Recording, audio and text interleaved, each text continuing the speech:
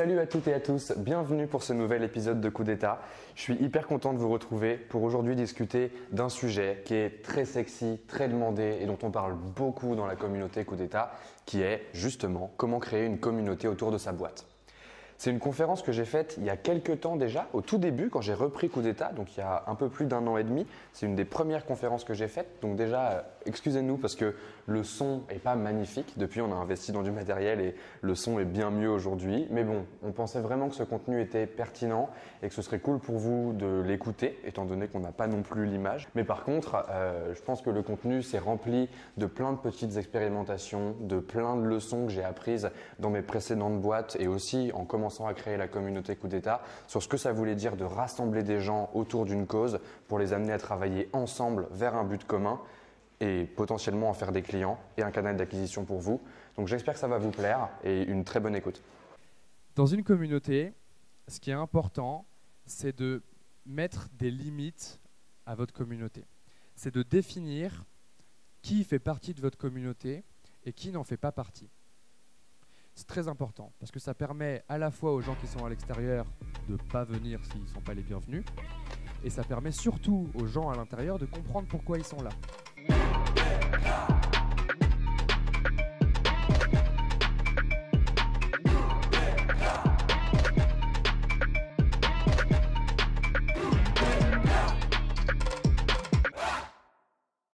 Avant de commencer, j'aimerais bien vous connaître un petit peu plus. Donc, qui est déjà venu chez The Family pour une conférence? Ah, qui n'est jamais venu du coup? Bienvenue à vous, bienvenue chez The Family. Nous, on est Coup d'État. Donc, Coup d'État, c'est quoi? C'est une nouvelle boîte qu'on a créée qui reprend un ancien programme d'éducation à l'entrepreneuriat de The Family, justement, et qui a pour but de, grosso modo, vous faire gagner du temps pour que vous puissiez monter votre boîte mieux et plus vite avec les bons outils. Aujourd'hui, on va parler de créer une communauté. C'est un sujet qui est hyper important. Qui pense qu'il a besoin de créer une communauté autour de sa boîte pour que ça marche? Ok. Vous n'avez probablement pas tous raison. Il y a des boîtes qui marchent sans communauté. Par contre, c'est hyper sexy d'avoir une communauté. C'est ça qui est intéressant, c'est que c'est un peu le Graal de l'entrepreneuriat, la communauté. On voit tous ces gens qui se battent pour une boîte, on voit tous ces gens qui veulent vraiment donner d'eux-mêmes, qui vont bosser gratuitement. Il y a plein de choses qu'on peut tirer d'une communauté.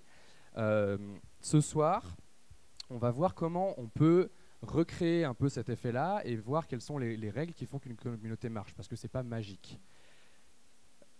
Qu'est-ce que c'est qu'une communauté? Une communauté, c'est un groupe de gens qui ont à cœur le bien-être des autres qui font partie du même groupe de gens. C'est hyper important et si je suis là aujourd'hui et que je vous parle de tout ça, c'est parce que j'étais dans une boîte qui s'appelait Menu Next Door. J'étais le CPO d'une boîte. Ça s'appelait Menu Next Door. Menu Next Door, c'était quoi? C'était des particuliers ou des professionnels qui cuisinaient des plats chez eux et d'autres gens qui venaient prendre des plats à emporter, les mêmes plats à emporter. Ce qui était fou avec Menu Next Door, c'est que il y avait une communauté gigantesque qui était hyper attachée à ce produit, à un tel point qu'un jour on a envoyé un questionnaire en leur demandant qu'est-ce que vous feriez si Menu Next Door fermait ses portes. Une des 4 réponses c'est j'irai manifester et 70% des gens ont répondu j'irai manifester. Peut-être que je vous raconterai l'histoire tout à l'heure de le moment où c'est vraiment arrivé. Pour moi, créer une communauté, ça passe par 2 parties. La première partie, c'est trouver ses premiers membres. Et la deuxième partie, c'est les engager suffisamment pour qu'ils deviennent vos ambassadeurs et qu'ils trouvent les membres suivants pour vous. C'est ça qui fait la beauté de la communauté, c'est qu'en fait, vous pouvez faire grossir votre boîte sans même avoir à faire un effort. Bon, l'idée est super belle comme ça, évidemment que vous allez avoir à faire un effort, évidemment que c'est du travail, mais il y a quelques petits trucs que je dois pouvoir vous donner après avoir analysé tout ce qu'on a fait chez Menu Next Door pendant 2 ans, après avoir repris ces règles-là et avoir testé des trucs pour voir quelles petites règles pouvaient marcher. Donc, la première partie, c'est comment on trouve les premiers membres de sa communauté. C'est un problème auquel quasiment tout le monde fait face. Il y a même pas mal de gens qui vont dire que le plus dur, ça va être de trouver ses premiers clients, ses 10 premiers clients, surtout en B2C. Je pense que c'est pas si vrai que ça. Je pense que c'est plutôt possible, c'est faisable. Et pour ça, je vais vous présenter 2 expériences. On va essayer de rentrer dans le concret, je vais essayer de vous donner des vrais trucs avec lesquels vous pouvez repartir ce soir et vous dire, je vais faire quelque chose de similaire. La première chose que j'ai testée, c'est quand je suis parti de Menu Next Door, ma première idée, c'était en fait de créer un cours en ligne. Un cours en ligne qui permettait aux gens d'apprendre à cuisiner. Donc l'idée, c'était que recette après recette, on apprenne des nouvelles techniques de découpe, de cuisson, etc. et que progressivement, on apprenne à cuisiner. Et ce truc-là, une fois que j'avais eu l'idée, il fallait que je le déploie et que je trouve mes premiers utilisateurs. Et pour ça, j'ai utilisé une des techniques qui marche pour trouver des premiers utilisateurs, c'est d'aller sur une plateforme où les gens qui sont susceptibles d'utiliser mon produit sont rassemblés, là où ils discutent ensemble. J'ai analysé leur discours, j'ai analysé les points, les pain points en fait, de qu'est-ce qu'ils font dans leur vie en fait. Donc j'étais sur le Reddit de cuisine, de cuisine pour les débutants, parce que voilà, je voulais que les gens apprennent à cuisiner. J'ai commencé à observer tout ce qu'ils disaient, et grosso modo, ils disaient bah, c'est galère parce que sur une recette, on peut estimer que c'est facile, c'est écrit facile 20 minutes, et en fait, dans les faits, je mets 1 heure à écrire, à faire ma recette, etc. Et il y avait pas mal de problèmes comme ça. Et donc ce que j'ai fait, c'est que je suis allé sur ce Reddit-là, j'ai observé, et j'ai fini par publier un message. Ce message, il est là. En gros, j'ai raconté que justement, j'avais travaillé chez Menu Next Door pendant 2 ans. J'ai commencé à leur dire voilà ce que j'observe depuis quelques temps sur le Reddit Cooking for Beginners. C'est un groupe, vous le voyez, du coup c'est 100 000 membres, donc ça fait quand même un sacré nombre. Reddit, c'est une super plateforme si vous voulez commencer. Il y en a d'autres, on va voir ça après. Ça fait plusieurs moments que j'observe. J'ai trouvé que vos pain points, c'est ça, ça et ça. Et moi, je vous propose de les résoudre en faisant ça, ça et ça. Ça a fait 318 upvotes. Ça a cartonné. Pour un Reddit de cette taille-là, c'est un très bon score. Il y a eu beaucoup de commentaires, j'ai eu beaucoup de feedback. J'ai récupéré énormément d'adresses mail de gens qui se sont inscrits sur le service et qui ont commencé à discuter avec moi en one-to-one. Et je leur ai répondu. Et j'ai commencé à les engager. Ce truc-là, cette technique-là pour trouver mes premiers users, je l'ai répété. Je l'ai répété une 2e fois, parce qu'une fois que j'ai arrêté ce projet-là, parce que pour d'autres raisons qu'on évoquera une autre fois,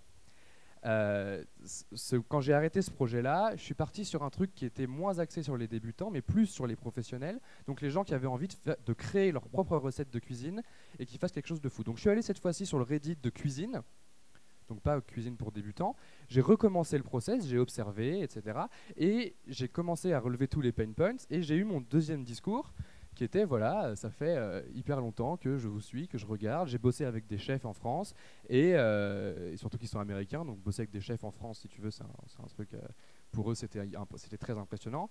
Donc j'ai bossé avec des chefs en France et j'ai élaboré un site qui vous permet de partager vos propres recettes sans tout le bullshit des autres sites de recettes. Là, on est à 1000 upvotes. 136 commentaires, tous les gens qui commencent à être un peu engagés dans la mission. Parce que, qu'est-ce qui fait la particularité de ce message? Ce qui fait la particularité de ce message, c'est que je prends des problèmes et que je propose de les résoudre. Et en fait, je ne dis pas que proposer de résoudre un problème, c'est la solution à tout. Je leur dis voilà, j'ai ça comme début de piste, j'ai envie de travailler sur ces problèmes-là, j'ai envie de m'attaquer à ce sujet-là, et j'ai besoin de votre aide pour lancer le truc. Et en fait, ce qui est intéressant là-dedans, c'est que on arrive avec un message qui n'est pas une pub. On arrive avec un message qui est déjà inspirant pour les gens à qui on parle. Et c'est ce qui s'est passé de la même manière pour Menu Next Door. Menu Next Door, à la base, c'est un groupe Facebook. Ça a été créé comme un groupe Facebook dans lequel Nicolas a ajouté 30 de ses potes et il a commencé à raconter une histoire. Il a commencé à raconter l'histoire du premier menu et en fait, ça a fait que à la fois, il a trouvé ses premiers utilisateurs et à la fois, il leur a expliqué quelle était la vision de Menu Next Door sur le premier menu. On va revenir sur ça un petit peu plus tard.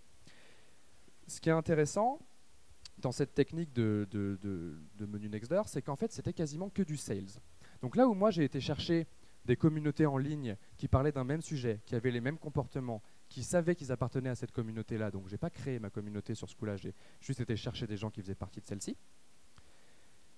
Nicolas, lui, il a créé son groupe Facebook, il a ajouté 30 potes dedans, il a commencé à partager des photos dans ce groupe. J'ai des photos de ça, j'ai préparé quelques petites ressources. Ça, c'est les photos qu'il a publiées dans le groupe Facebook pendant le premier jour où il a fait le premier menu de Menu Next Door. Il a trouvé sa pote, Catherine, qui lui a dit « Moi, je suis chaude de cuisiner pour le premier menu Next Door. Allons à la ferme, prenons des photos, racontons l'histoire sur un groupe Facebook et ça va attirer les gens. » C'est un des éléments fondateurs de la façon dont on crée une communauté.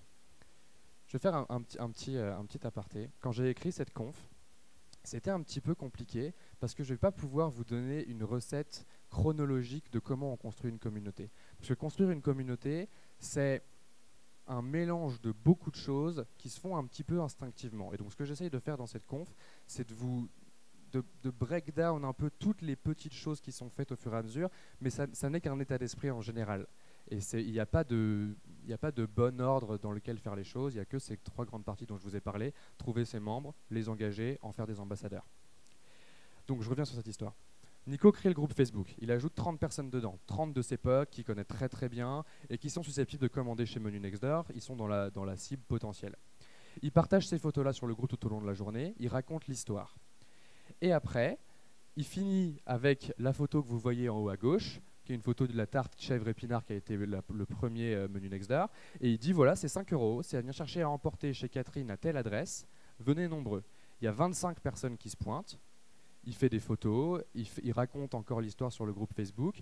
Et là, il fait ajouter à tous les membres du groupe Facebook, donc qui sont là sur place avec lui, leurs amis qui sont susceptibles de commander Menu Next Door de nouveau. Et il les force en fait à recommander.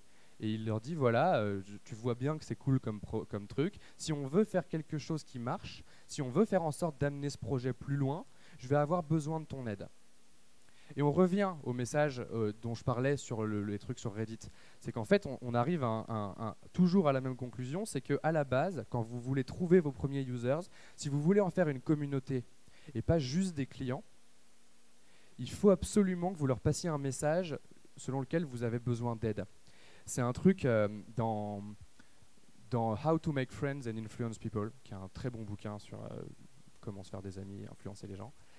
Ouais, bon, j'ai pas été chercher très loin. Dans ce bouquin-là, l'auteur, dont je me souviens plus du nom, mais tout le monde se souvient à part moi, visiblement, l'auteur raconte que c'est plus facile d'aller voir quelqu'un et de lui demander de l'aide pour obtenir son amitié ou ses bonnes faveurs, plutôt que de lui proposer son aide. Parce qu'en fait, quand on vient proposer de l'aide à quelqu'un, bah, la personne se sent un peu dévalorisée, parce qu'elle se dit « Ah, mais si elle me propose de l'aide, c'est qu'elle estime que j'ai besoin d'aide, donc en fait, elle ne m'estime pas autant que je devrais l'être. » Là, ce qu'on fait, c'est l'inverse. C'est que si à l'inverse, on vient demander de l'aide à quelqu'un, on lui dit « Écoute, moi, je suis dans une position de vulnérabilité, toi, tu es dans une position de force et j'ai besoin de ton aide, j'ai besoin que tu fasses un pas vers moi. » Et en faisant ça, la personne se sent valorisée et c'est le truc le plus important. Parce que si une communauté, c'est un endroit où les gens s'occupent du bien-être des uns des autres, une communauté, c'est aussi un endroit au sein duquel les gens doivent se sentir valorisés. Ils doivent se sentir sur un piédestal. C'est ça qui est hyper important. Et quand on vient demander de l'aide, souvent, on va commencer à avoir des gens qui sont intéressés. Et ces gens-là, il va falloir leur parler et les engager. Mais avant ça, là, je vous parle de comment créer une communauté à partir de plateformes existantes. Donc, je vous ai parlé de Reddit. Ce qui marche sur Reddit va marcher sur Facebook, dans les groupes Facebook. Combien de messages vous avez vu dans des groupes Facebook de gens qui font la promo de leur service ou de leur site ou de leurs produits ou de n'importe quoi, qui viennent et qui disent « Voilà, mon service fait ça, point ». La plupart du temps, ça ne marche pas. Il y a peu de likes, à moins que la personne ait une notoriété gigantesque, il y a peu de likes, etc. À l'inverse, les gens qui viennent mettre des messages en disant « Voilà, j'ai analysé ce problème-là, voilà le début de ma réponse à ça et j'ai besoin de votre aide pour avancer », souvent, il y a beaucoup de commentaires, il y a beaucoup de choses qui se passent. Donc, c'est une technique pour attaquer des groupes Facebook et montrer aux gens que vous avez une mission plutôt que juste quelque chose à leur vendre. Pour ne pas vous taper les fameux commentaires des gens qui vont dire « Ouais, mais c'est encore de la pub, on ne veut pas de la pub dans notre communauté ». Les groupes Facebook, ça marche. Reddit, ça marche. Tous les autres réseaux sociaux, ça peut marcher. Il y a énormément de techniques. Et en fait, là où vous avez de la chance, c'est que des canaux d'acquisition, il y en a 19 en tout. Si vous voulez en savoir plus sur ces canaux d'acquisition, parce que je vais pas faire mon but, c'est pas de faire un cours de marketing digital ce soir. Mais si vous voulez entendre parler ou de ces trucs-là, lisez le bouquin Traction. Ça s'appelle Traction, How Any Startup Can Achieve Exponential Growth. Malheureusement, c'est un bouquin qui n'est qu'en anglais. Et sur Coup d'État, on a fait le choix de faire du contenu en français. Donc peut-être qu'une nuit, je vais me réveiller et décider de traduire le bouquin. On verra. Mais en tout cas, il va falloir qu'on en fasse des articles. Il va falloir qu'on en parle parce que ça, c'est un vrai truc que vous pouvez utiliser pour trouver vos premiers utilisateurs qui vont former votre communauté. C'est 19 canaux. Nous, avec Menu Next Door, c'était du sales. On allait voir les gens, on faisait du porte-à-porte.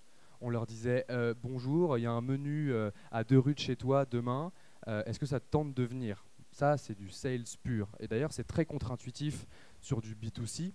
On a l'habitude de faire du sales en B2B. Sur du B2C, ça ne paraît pas hyper logique. Pourtant, on l'a fait et c'est ce qui a fait que ça a cartonné. Si on prend Social Ads, je vous ai parlé des pubs Facebook, je vous ai parlé des groupes Facebook. Les pubs Facebook, ça marche aussi.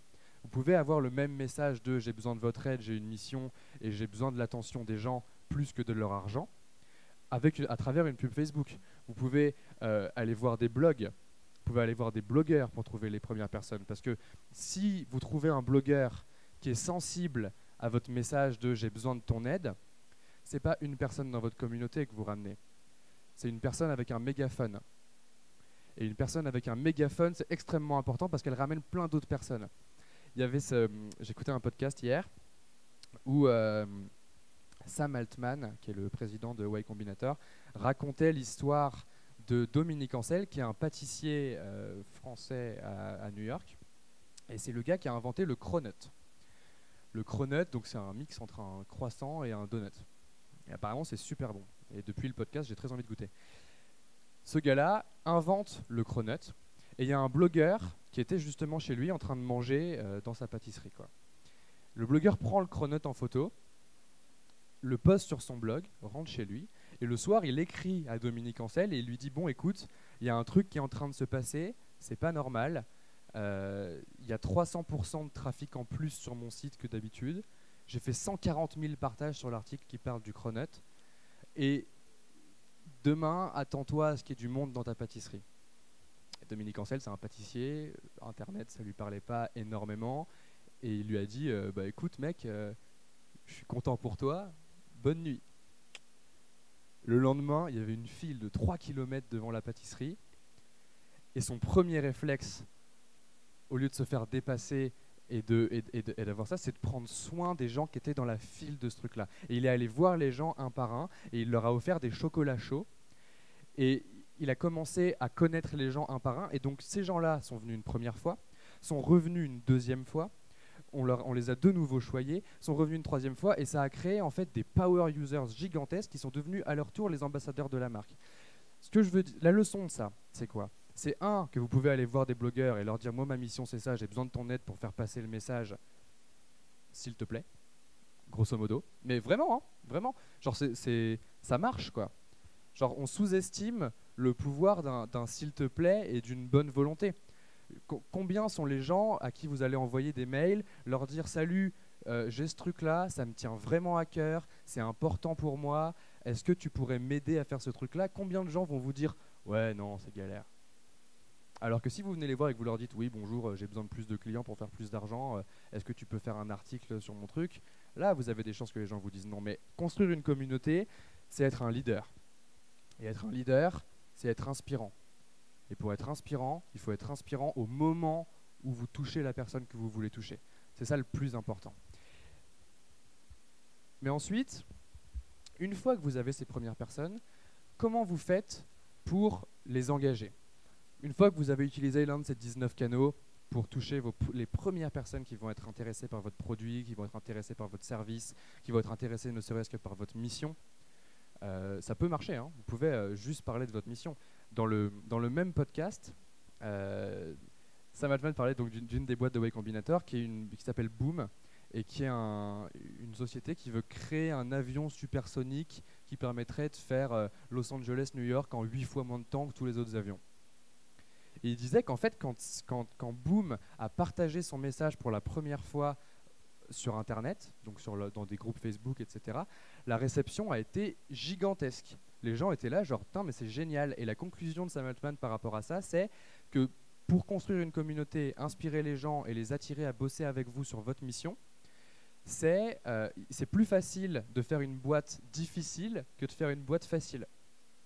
Et je trouve ça fascinant, parce que c'est vrai, si vous allez voir les gens et que vous leur dites je veux construire une fusée, vous êtes SpaceX, je veux construire une fusée, si les gens se disent qu'un tant soit peu vous avez les moyens de le faire, la chance pour qu'ils vous suivent est gigantesque. Et c'est ça qu'il faut aller chercher. Évidemment, vous n'allez pas tous construire des avions à réaction qui vont 8 fois plus vite que les autres, ni même des fusées. Mais ce message-là qui inspire les gens au premier contact, vous pouvez l'avoir. Et c'est la base de la création de votre communauté, parce que sans ça, vous n'avez rien. Et tout ce que je vais vous dire par la suite n'aura pas d'intérêt. C'est vraiment la base. Et il faut que vous trouviez un petit groupe de personnes qui va être prêt à vous suivre et que vous allez pouvoir nourrir. Évidemment, ils ne vont pas vous suivre pour toujours. Il va falloir vous en occuper. Mais il faut trouver un petit groupe de personnes. Et quand je dis un petit groupe, c'est vraiment un petit groupe. Et c'est pour ça que je dis que ça peut être à la portée de tout le monde de passer cette première étape. Parce qu'en utilisant l'un de ces trucs-là, en ayant le bon message et en étant vraiment authentique dans ce qu'on raconte et en disant que c'est important pour vous, il y a de fortes chances pour que vous trouviez une dizaine de personnes qui soient intéressées par ce que vous faites. Cette dizaine de personnes, qu'est-ce que vous allez en faire ? Dans une communauté, ce qui est important, c'est de mettre des limites à votre communauté. C'est de définir qui fait partie de votre communauté et qui n'en fait pas partie. C'est très important parce que ça permet à la fois aux gens qui sont à l'extérieur de ne pas venir s'ils ne sont pas les bienvenus et ça permet surtout aux gens à l'intérieur de comprendre pourquoi ils sont là. Et ça va les aider, en tant qu'ambassadeurs plus tard, à faire le choix de qui ils vont laisser rentrer dans la communauté à votre place. Donc ça, c'est très important. Il faut pas voir ça comme un truc d'exclusion. Le but, c'est pas d'exclure des gens de la communauté, c'est plus de créer un safe space au sein duquel les gens qui font partie de la communauté se sentent bien. Et il y a une très légère nuance entre les deux, parce qu'effectivement, ça va impliquer que vous allez probablement virer des gens pour que les autres se sentent bien. Mais le but, c'est pas d'exclure tout le monde. Si vous avez quelqu'un qui est complètement différent des gens qui composent votre communauté actuellement, vous n'allez pas lui dire non nécessairement. Vous pouvez le laisser rentrer et puis voir comment ça se passe. Et puis, si vous voyez que ça commence à être néfaste pour la communauté actuelle, vous n'allez pas le laisser rentrer. Donc la première chose, c'est mettre des limites. Mettez des limites, définissez quelles sont vos valeurs, vous pouvez l'expliciter, ça peut être implicite, et de toute façon, ce qui va compter, c'est vos actions implicites. Vous pouvez faire ce que The Family fait, accrocher votre manifesto à l'entrée, c'est super stylé, ça montre quoi ? Ça montre que The Family, c'est une boîte qui tient à ses valeurs, c'est une boîte qui exprime ce qu'elle pense, ça montre ça. Par contre, ça ne veut pas dire que ce qui est écrit sur le manifesto, c'est appliqué. Ce qui va faire comprendre aux gens que ce qui est écrit sur le manifesto, c'est appliqué, c'est les actions de The Family. Et ça, c'est hyper important. Donc, votre but, c'est de créer un safe space au sein duquel les gens se sentent bien. Et pour instaurer ce safe space, il va falloir que vous soyez intransigeant. À partir du moment où c'est vous qui créez votre communauté, c'est vous qui définissez ce qu'elle est. Une très bonne ressource sur ce sujet, c'est le podcast de Reid Hoffman, qui est le fondateur de LinkedIn, qui s'appelle Masters of Scale. Et il y a un épisode où il a invité la fondatrice de Flickr. Donc Flickr qui est une communauté en ligne, donc là on est en plein dedans, une communauté en ligne de partage de photos entre photographes. Donc on est en plein dans la communauté. C'est même pas l'époque du social media où justement les gens viennent faire de la pub pour leurs services, c'est l'époque de la communauté en ligne. Et elle raconte plein d'histoires sur comment elle a fait pour forger la culture de sa communauté, virer les trolls, garder les gens bienveillants, et à quel point le danger était élevé que quand on laisse du mal rentrer au sein de sa communauté, quelque chose qui ne correspond pas et qui est néfaste pour les gens qui sont déjà dans la communauté, c'est hyper insidieux. Il suffit d'un tout petit peu de mal pour qu'ils prennent le dessus sur tout le bien. Alors que l'inverse, c'est pas vrai. Le bien se fait très très vite manger. Et en fait, il faut qu'en tant que leader, vous soyez le garant ou la garante de cette intégrité, de ces valeurs, et de ne pas laisser rentrer les gens qui ne devraient pas rentrer. Et ça, c'est hyper important. Prenez Uber. Uber, on peut dire ce qu'on veut sur eux. Je dis plein de trucs sur eux. Uber, quand tu rentres en tant que chauffeur, tu as un onboarding.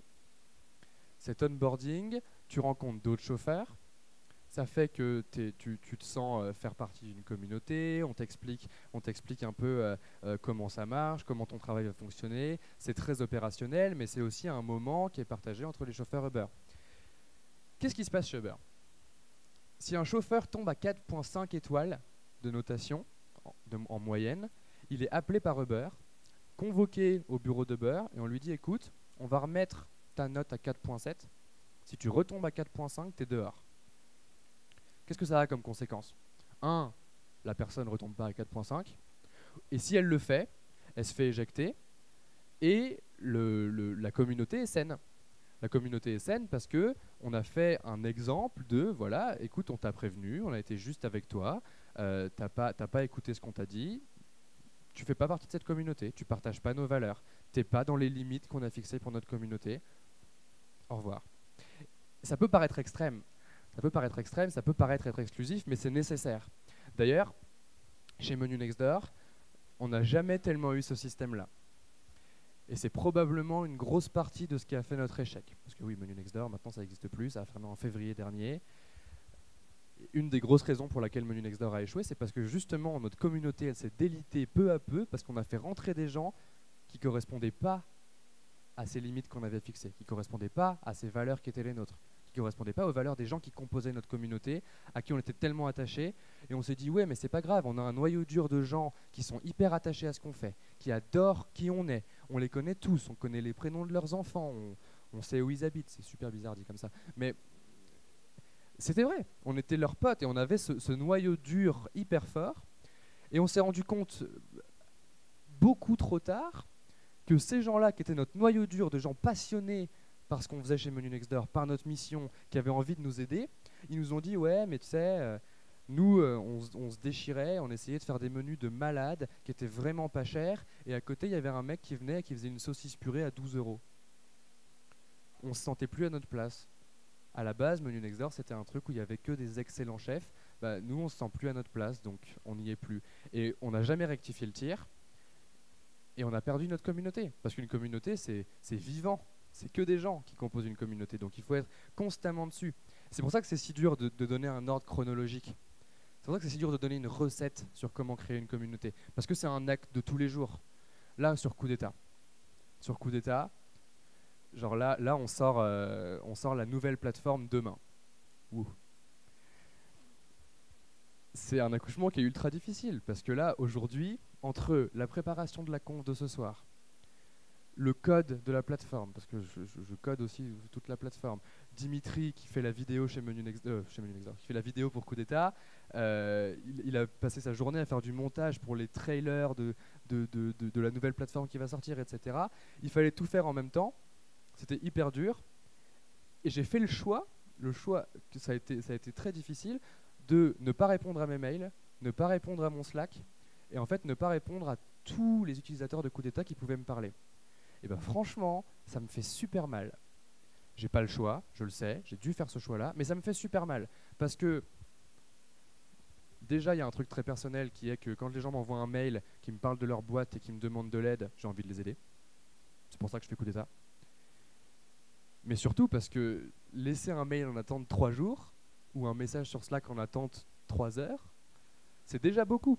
C'est déjà envoyer le message de « Ah, bah finalement, je tiens peut-être pas tant à ça que vous. » Et je me dis, c'est dangereux. Et là, bon, ça va, c'est 3 jours. Mais je le ferai pas pendant plus longtemps. Parce que j'ai vraiment besoin de me sentir connecté à cette communauté, que je sais qu'elle n'est pas encore soudée, qu'il n'y a pas encore ces liens d'interconnexion entre les membres de la communauté et qu'il faut le façonner constamment.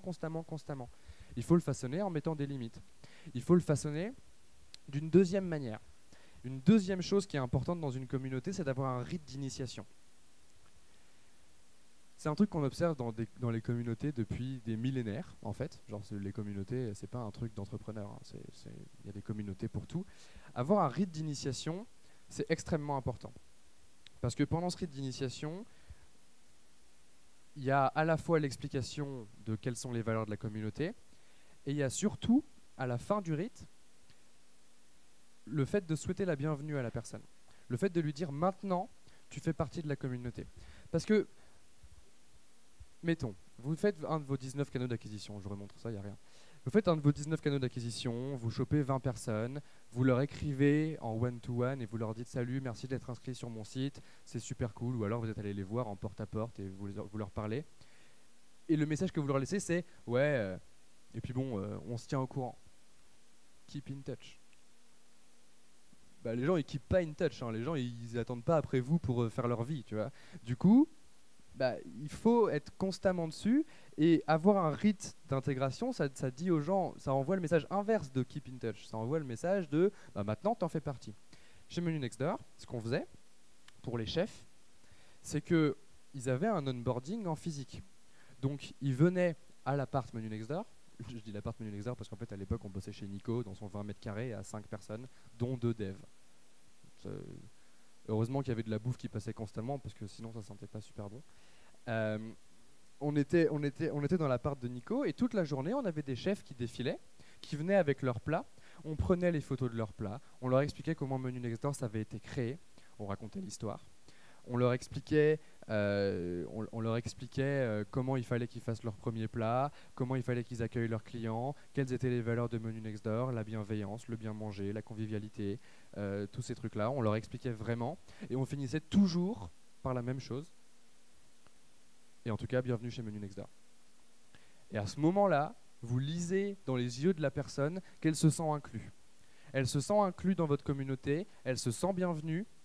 Et vous savez qu'à ce moment-là, elle va probablement tout donner pour vous. Parce qu'elle se sent pas comme... Les chefs, ils ne se sentaient pas comme des clients de Menu Next Door. Ils faisaient partie de l'équipe. Ils faisaient partie de l'équipe parce qu'on les accueillait au bureau n'importe quand.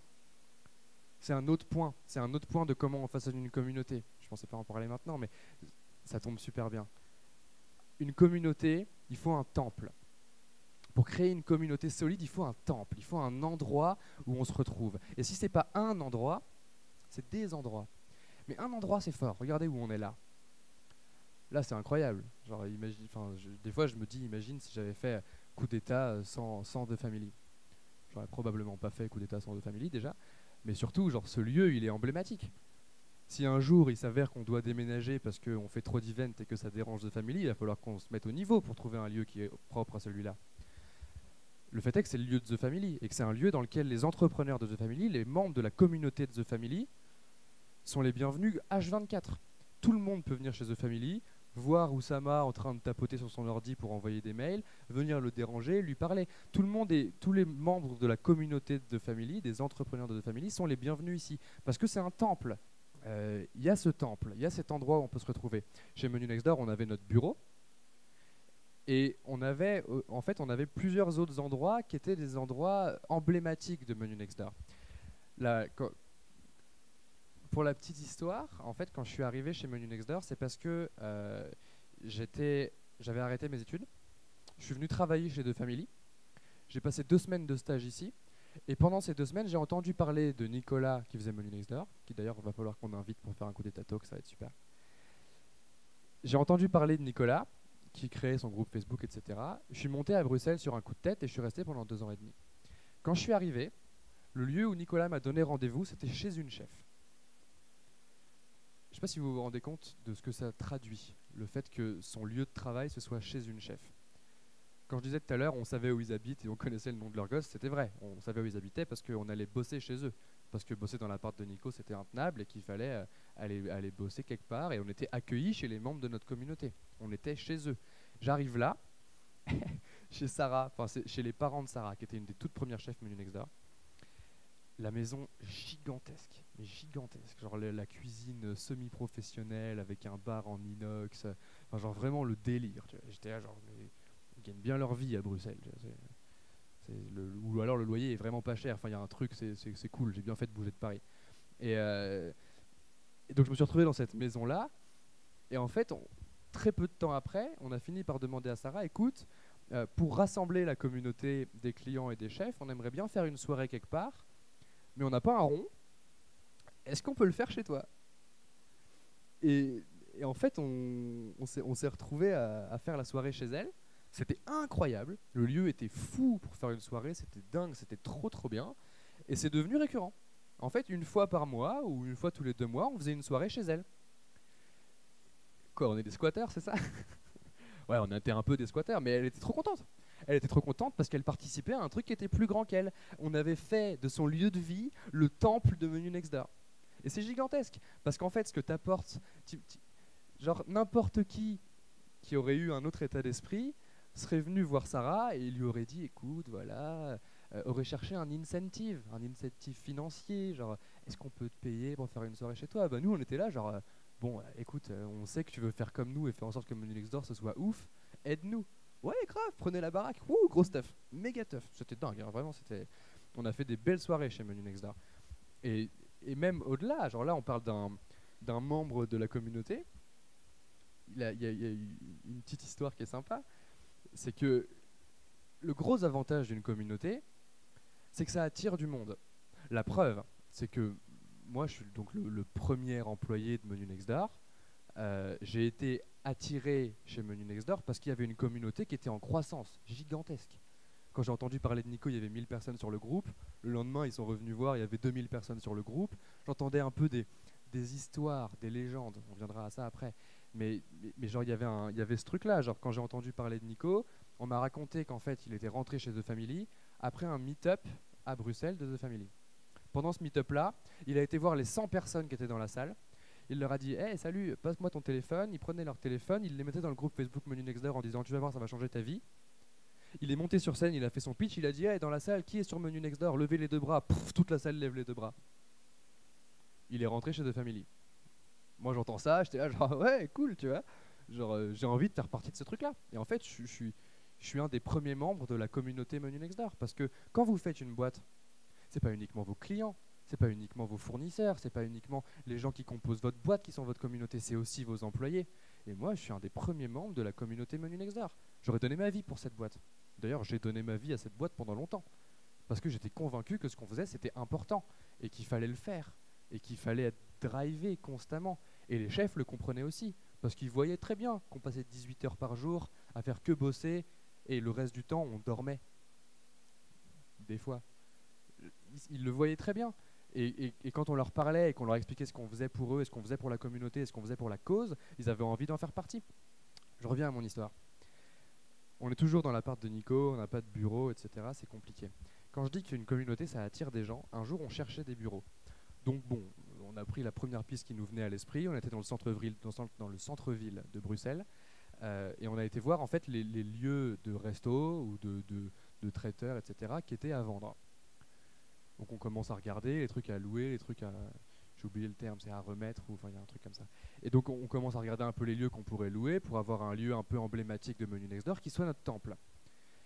Puis on trouve trop rien, donc finalement des trucs à louer, on finit par rentrer dans les restos qui sont pas du tout à louer et à dire hey, est-ce que vous faites pas faillite pour qu'on puisse reprendre votre bureau? Bon, on a eu pas mal de noms et figurez-vous qu'on a eu des oui. Genre on a eu bien 3 ou 4 oui sur 20 restos dans lesquels on est rentré, genre ah ouais effectivement on veut déménager, est-ce que vous voudriez pas reprendre le truc? Donc on a eu des touches. Et puis il se met à pleuvoir, des cordes, on s'abrite dans un bar, on prend une bière, on est en Belgique. On commence à boire une bière et là Nico nous dit hey, je viens de recevoir un message en anglais d'une meuf qui dit écoutez j'ai vu ce que vous faites avec Menu Next Door, je trouve ça trop cool, j'ai un appart dans le centre de Bruxelles, est-ce que vous voudriez pas organiser des soirées chez moi? Et on la connaissait ni d'Ève ni d'Adam, on savait pas qui c'était et on fait ouais c'est quoi l'adresse? 11 rue de Villers. Mais c'est à 20 minutes, on est là dans 20 minutes 20 minutes plus tard on débarque chez elle. C'était la fille d'un ambassadeur de je sais pas quoi, elle était anglaise. Et elle était là, et en fait, après une négociation plutôt facile, on a fini par en faire nos bureaux, et on était chez elle. C'est devenu notre temple. Pourquoi? Parce que Menu Next Door, ça faisait tellement de bruit que les gens étaient attirés. Elle a été attirée, elle a vu ce truc qui grossissait, elle a vu cette cause auquel tant de gens étaient rattachés. Les gens arrêtaient pas de s'ajouter. Genre... Un petit hack, un petit hack. J'aime pas trop le mot hack, ça fait comme si on était malin alors que finalement on n'était pas tant que ça. Quand on avait des chefs Menu Next Door qui rentraient sur la plateforme, pendant l'onboarding, je vous dis, on leur racontait les valeurs de Menu Next Door, comment ça allait marcher, etc. Il y avait un autre truc qu'on faisait. C'est qu'on faisait la même chose que Nico a fait pendant la conf à Bruxelles. On prenait leur téléphone et on leur disait bon écoute, ajoute tous tes amis dans le groupe Facebook. Tu m'étonnes que le groupe Facebook il grossissait vite. Genre ça marchait super bien. Et en fait, on avait des effets incroyables. Genre on allait voir des gens dans des conférences ou des meet-up ou des trucs comme ça, tu vois. Et on allait voir les gens et ils disaient oh, vous me faites chier avec votre truc menu next door. Ça fait 7 fois que je me barre du groupe et 7 fois que quelqu'un d'autre de différent me rajoute dans le groupe. Il y en a marre, on n'entend parler que de vous pendant ce temps-là. Et nous on était là genre bah ouais, c'est exactement le point. Genre il faut qu'on entende parler que de nous. C'est hyper important. C'est ce qu'on essaie de reproduire avec Coup d'État en ce moment. On poste des vidéos d'Oussama à l'appel, des petits trucs pour que les réseaux sociaux soient inondés de Coup d'État et que les gens qui sont abonnés et qui aiment bien se disent ah bah ouais, c'est ma source d'inspiration principale. Parce qu'on pense vraiment qu'on a une cause. Notre cause, c'est aider les gens à monter des boîtes dont ils sont fiers. C'est une cause à laquelle je suis énormément attaché et j'ai aucune honte à être constamment en train de marteler le message qu'on veut aider des gens à monter des boîtes dont ils sont fiers. Ça me dérange pas le moins du monde. Et tous les jours, j'ai des gens qui viennent me proposer leur aide. L'autre jour, il y a Mathieu Leroy, je donne son nom parce que je trouve ça trop cool ce qu'il a fait, qui vient me voir et qui me dit hey, écoute, tu sais, je suis dev, je suis chaud de dev gratos pour Coup d'État. Parce que j'ai envie de faire partie du truc. J'ai envie d'être entouré de gens qui font des choses. J'ai envie d'être inspiré par ce que vous faites. Vous en connaissez beaucoup des gens qui vous proposent de dev gratos pour vous? Bah moi non plus, hein. Et c'est la première fois. J'étais comme un ouf. J'étais là genre putain, trop stylé. Et qu'est-ce que tu fais dans ce cas-là quand quelqu'un te propose son aide? Bah tu l'acceptes. Parce qu'en acceptant l'aide de quelqu'un, tu le valorises. Et tu le valorises au sein de cette communauté. Et c'est hyper important. Et ce qui est fou, c'est qu'après, ça fait des histoires. Et on arrive au point suivant. C'est que pour créer une communauté, il faut des histoires. Des histoires qui sont presque des légendes. Chez The Family, je ne connais pas un seul entrepreneur qui ne connaisse pas l'histoire de comment a été créé The Family. Chez Menu Next Door, il n'y avait pas un seul chef qui ne savait pas comment Menu Next Door avait été créé. Parce que la première histoire que vous devez écrire, c'est l'histoire de votre fondation. Tout à l'heure, je montrais comment faire. Un petit peu, je vous donnais des exemples. Je parlais de Reddit, je parlais des groupes Facebook, je vous disais utiliser un des 19 canaux d'acquisition. À ce moment-là, si vous voulez créer une communauté, gardez une trace de tout ce que vous faites. C'est extrêmement important. Là, vous voyez, j'ai des screenshots de ce truc-là. C'est des screenshots qui ne datent pas d'aujourd'hui, c'est des screenshots qui datent de l'époque. Parce qu'à l'époque, je savais qu'en créant ce truc-là, il fallait que je garde une trace. Si on a tant de photos du premier jour de Menu Next Door, c'est parce qu'on est capable de raconter l'histoire. C'était pour pouvoir être capable de raconter l'histoire plus tard. C'est hyper important de garder une trace de tout ce que vous faites parce que ça va devenir la légende de comment a été créé votre truc. Il vous faut d'autres histoires. Il y a d'autres histoires qui vont s'écrire. Ces histoires, elles s'écrivent qu'en prenant les opportunités qui vous sont proposées par les membres de votre communauté. C'est cette histoire de la meuf anglaise qui nous propose un appart. D'ailleurs, on s'est fait virer de l'appart parce qu'on a fait une méga teuf, mais genre énorme, avec que des chefs. Bon, je raconte l'histoire parce que c'est une bonne histoire. En gros, on organise une soirée où justement on voulait faire un onboarding de chefs. On voulait faire un onboarding et pour ça, on s'est dit on va faire un dîner des chefs. On va inviter tous nos meilleurs chefs, les anciens, les seniors, ceux qui sont là depuis le début, qui sont accrochés comme ça, notre noyau dur de notre communauté. On va inviter 20 nouveaux chefs qui veulent rentrer sur le Menu Next Door. On va leur faire leur séance d'onboarding et après on fait un méga dîner. On fait la séance d'onboarding, on commence le dîner. J'ai dormi là sur place avec Nico. Le lendemain matin, je me réveille, genre ça va et tout. Et en fait, ça sonne. Et donc, je vais à la sonnette. Et là, j'ai un flash de la veille et je revois Mathieu, qui était notre CFO, donc notre troisième associé, qui me dit surtout demain, si ça sonne, tu n'ouvres pas, c'est le proprio, il n'a pas le droit de rentrer. Et là, je vois Nico qui est en train de partir à la porte et je fais genre non, surtout, n'ouvre pas. Oui, bonjour. Oui, vous pouvez rentrer, bien sûr. Ah. Et donc le mec arrive, l'apocalypse quoi. On avait trouvé pendant la soirée une bougie en forme de god sur une armoire. Et donc on avait pris des photos Polaroid avec le god, machin, enfin, c'était marrant. C'est l'humour de chef quoi. et donc le mec arrive, l'apocalypse, et au milieu de l'apocalypse, le god posé par terre. Et le chat de Victoria qui se frotte comme ça au god. Et le mec, qui était donc le proprio de l'appart, on ne le savait pas qu'il y avait un proprio, on pensait que c'était elle, dit « Mais il y a un chat dans l'appart ?» Et on fait genre Quoi, sur ton seul problème, c'est le chat là? Les animaux sont interdits? Il dit, ouais, bah ok. Et le mec était avocat. Et donc en fait, il nous a dit, vous avez 2 heures pour tout ranger et je veux plus jamais entendre parler de vous. On a tout rangé en 2 heures et puis on est resté dans l'appart parce qu'on a négocié avec lui, ça s'est bien passé. C'est une histoire. C'est une histoire qu'on a racontée à tous les chefs qui sont rentrés après chez Menu Next Door. Vous imaginez l'effet que ça fait à quelqu'un qui rentre dans votre communauté quand vous racontez une histoire comme celle-là? Ça fait l'effet que les gens ils se disent, ouah, mais moi aussi je veux écrire mon histoire avec eux. Moi aussi je veux faire partie de ce truc-là. Moi aussi je veux faire partie de ce mouvement. Et c'est comme ça qu'on crée un sentiment d'appartenance dans une communauté. C'est en créant des histoires et en prenant les opportunités qui vous sont offertes. Et, et j'aime même pas les mots. Je suis un peu ému par cette histoire. Alors, elle me touche vraiment, elle est trop bien cette histoire. Donc il y a cette légende, il y a cette histoire, j'ai parlé du temple. Il y a un autre truc qui est important pour créer une communauté et qui va avec ce que je viens de raconter parce que c'est une histoire d'événements chez nous, chez Menu Next Door. C'est les rituels. Dans une communauté, il faut des rituels. Par exemple, là, sur Coup d'État, on va essayer de créer le rituel, d'avoir une conf comme celle-ci, une fois toutes les semaines, avec à chaque fois un entrepreneur différent qui va venir raconter son histoire, raconter les leçons qu'il en a tirées, pour que vous puissiez vous inspirer de ce qu'ils font et retenir des leçons et vous aider à faire des boîtes dont vous serez fiers. On veut créer ce rituel. On va faire des soirées, on va faire des dîners, on va faire plein de choses pour différentes tailles de groupes, pour différents types de people, je vais dire, pour différents types de personnes. Tout ça, c'est des rituels. Un des rituels qu'on avait chez Menu Next Door, je pense que vous l'avez compris, c'était de faire la teuf. C'était un de nos gros rituels. Là, la vidéo que je vous montre, c'est la vidéo des 1 an de Menu Next Door. Bon, j'ai volontairement pas mis la musique parce qu'on aurait passé 3 minutes à tous se dire genre bon, quand est-ce que ça finit? Je vais essayer de meubler pendant la vidéo.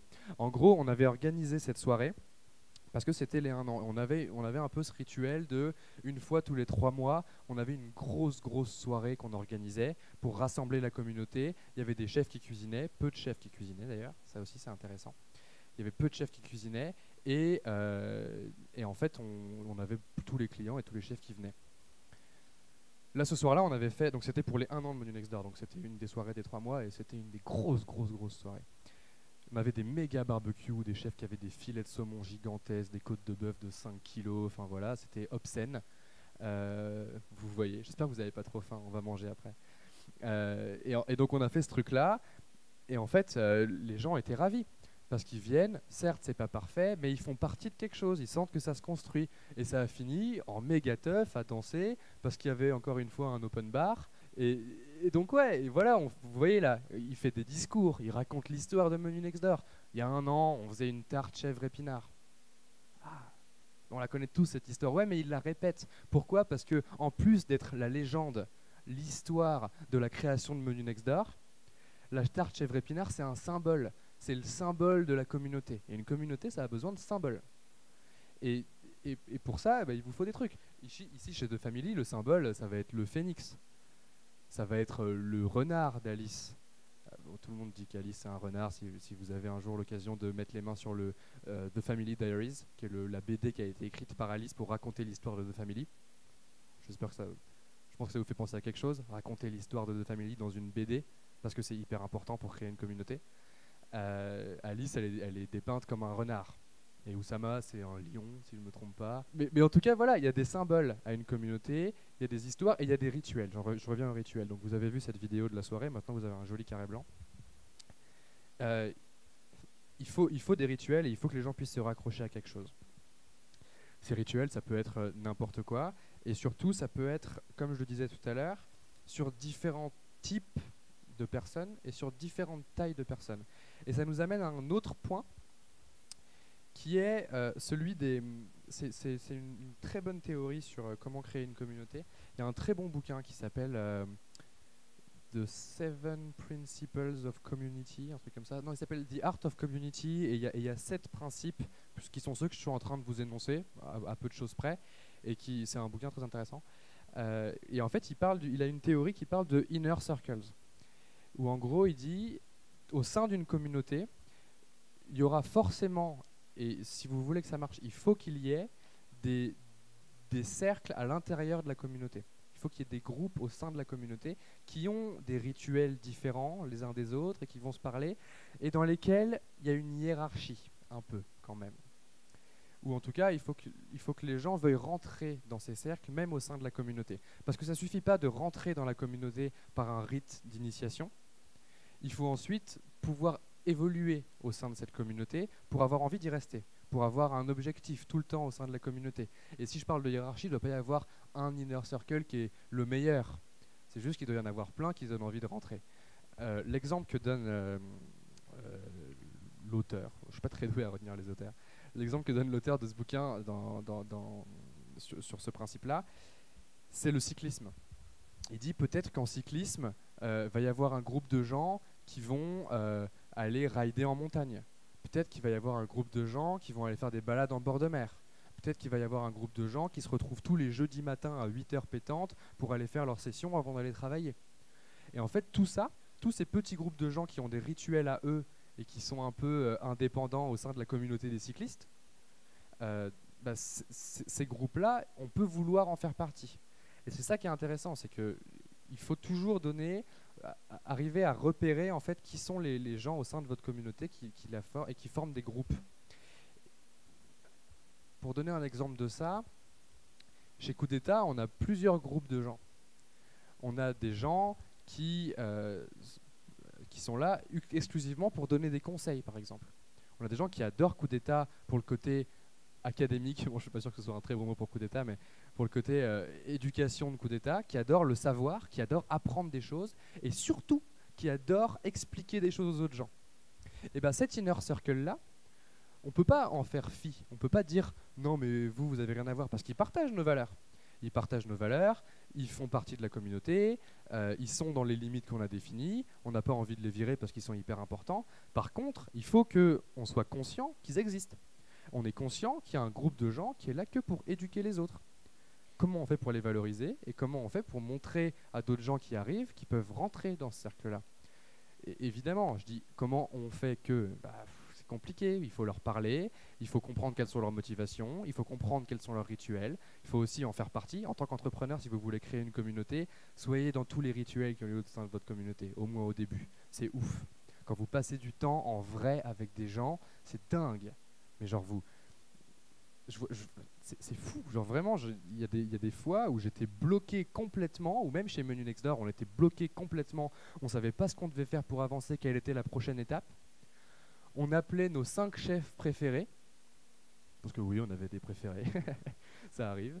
On appelait nos 5 chefs préférés, on leur disait hey, thé, gâteau à 16h au bureau, est-ce que vous êtes là? Ils étaient tous là, ils venaient, et on discutait avec eux. Donc à la base, on leur disait voilà, on leur disait un petit truc pour lancer la conversation. Et en fait, au bout d'un moment, quand vous avez un petit groupe de personnes en face de vous, hop, tu te poses au fond de ton fauteuil et tu regardes les gens parler entre eux. Et c'est fascinant.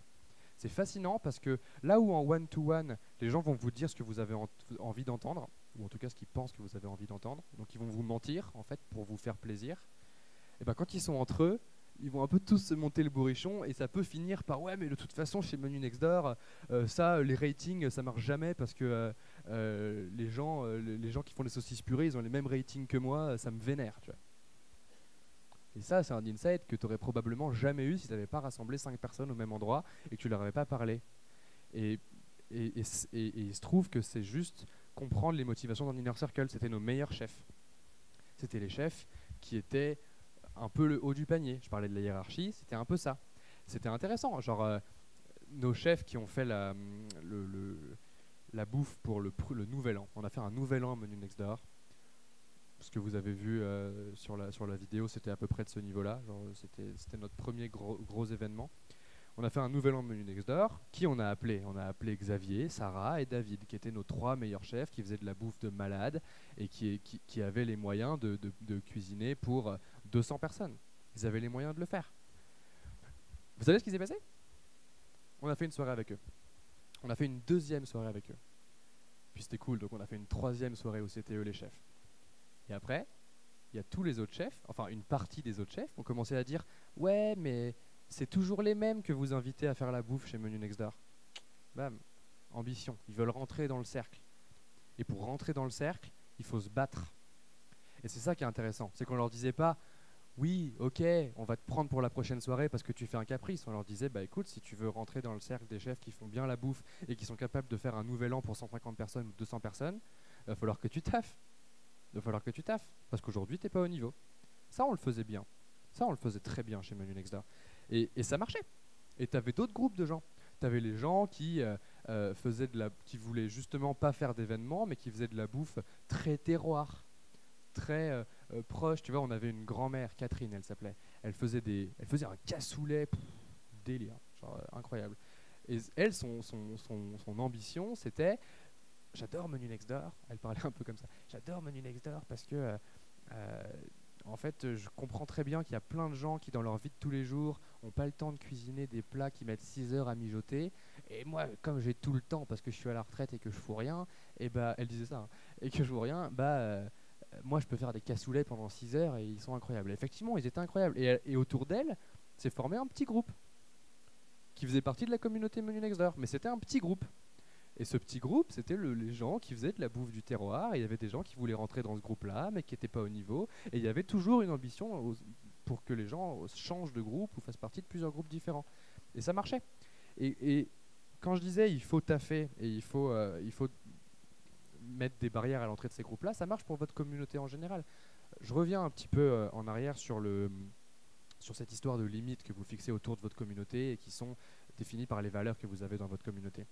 Il y avait une étude qui avait été faite par des étudiants à Harvard qui montrait qu'en fait, au sein d'une communauté, plus le rite d'entrée était difficile et plus le sentiment d'appartenance était élevé. Ça ne veut pas dire que demain, si vous voulez créer une communauté et que vous avez 10 personnes que vous avez trouvées sur Reddit, il faut leur faire un test où ils doivent ramper dans la boue et manger des serpents. Ça ne veut pas dire ça. Ça veut dire qu'il faut quand même leur mettre une petite limite. Il faut qu'ils avancent. Il faut qu'ils aient envie de se dépasser pour pouvoir rentrer dans cette communauté. C'est vrai une fois que vous avez quelque chose d'un peu solide.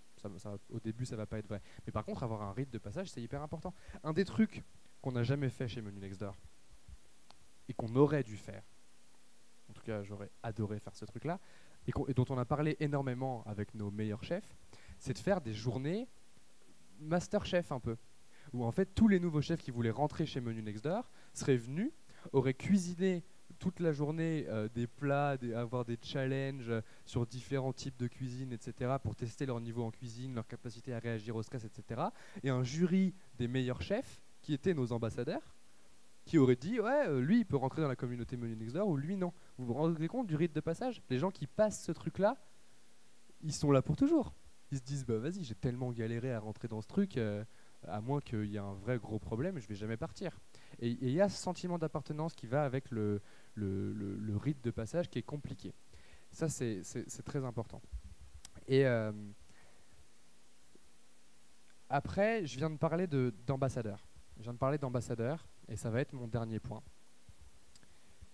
Comment tu fais une fois que tu as engagé les gens, une fois que tu as trouvé les premières personnes qui vont constituer ta communauté, une fois que tu leur as parlé en one-to-one, que tu leur as expliqué la mission, que tu les as connectés avec d'autres gens au sein de la communauté pour qu'ils puissent échanger entre eux et qu'il y ait des vrais liens, et qu'on arrive à cette définition de la communauté qui est des gens qui tiennent au bien-être des autres gens qui font partie de la communauté. Quand on arrive à ce truc-là, comment on fait pour avoir la magie de la communauté qui grossit toute seule? Il faut que vous ayez des ambassadeurs. Et les ambassadeurs, vous allez les créer en les valorisant. Et valoriser les gens, c'est le meilleur incentive qui soit. Je réinsiste sur ça, j'en ai déjà un petit peu parlé. Mais l'autre jour, je donnais un petit cours accéléré de comment créer une communauté à un de nos entrepreneurs chez The Family. Et il me disait, j'ai des gens qui me contactent, ils me disent qu'ils veulent me voir, ils me disent qu'ils veulent discuter, mais je leur réponds pas parce que je sais pas quoi leur proposer comme incentive pour qu'ils m'aident.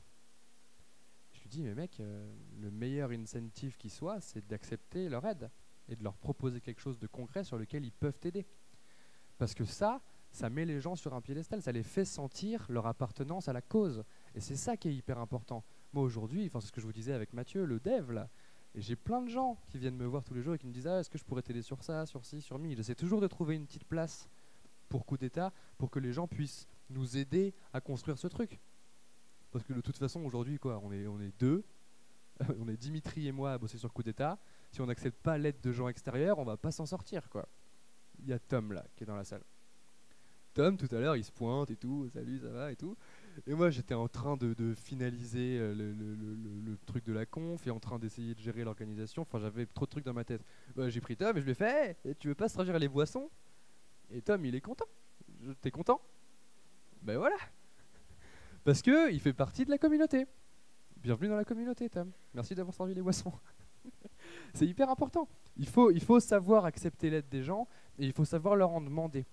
Et en fait, c'est toujours ça. Si vous arrivez à avoir des gens qui croient dans votre projet et à qui vous demandez de l'aide et qui se sentent valorisés parce que vous leur demandez de l'aide pour quelque chose de concret qui va amener la cause plus loin, vous créez une communauté de malades. Merci beaucoup. Voilà, cet épisode est maintenant terminé. J'espère que ça vous a plu. C'est plein d'anecdotes un peu personnelles et de choses qui vous font peut-être résonner aujourd'hui ou peut-être pas. Il faut prendre ce que vous avez à prendre, laisser ce que vous avez à laisser. Mais en tout cas, j'espère que vous avez compris que créer une communauté, ce n'est pas une obligation autour de sa boîte, que par contre, c'est vraiment quelque chose de très puissant quand c'est bien fait et que c'est un travail de fond, que ce n'est pas juste poster un peu sur Instagram, c'est aussi être régulièrement en contact avec ses clients, les comprendre, les aimer aussi. Je pense que c'est quelque chose qui est très important. Mais en tout cas, voilà, vous avez de quoi faire pour bâtir votre propre communauté autour de votre boîte et j'espère que ça va vous aider. À très vite.